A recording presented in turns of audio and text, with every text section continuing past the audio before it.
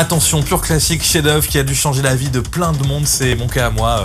Ça a changé ma vie de voir Matrix pour la première fois. J'ai le DVD depuis qu'il est sorti et je trouve que c'est vraiment un des grands classiques avec Keanu Reeves qui n'était pas la star qu'il est aujourd'hui à l'époque de ce film.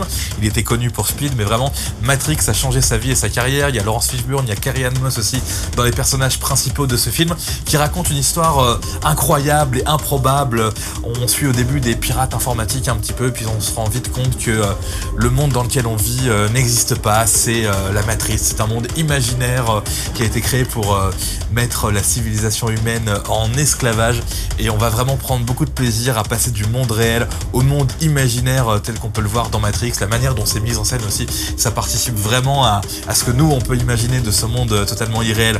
La Matrice, donc vraiment un film génial, un concept vraiment très novateur à l'époque, ce côté monde imaginaire créé par l'informatique, créé par les machines qui ont fini par nous dominer.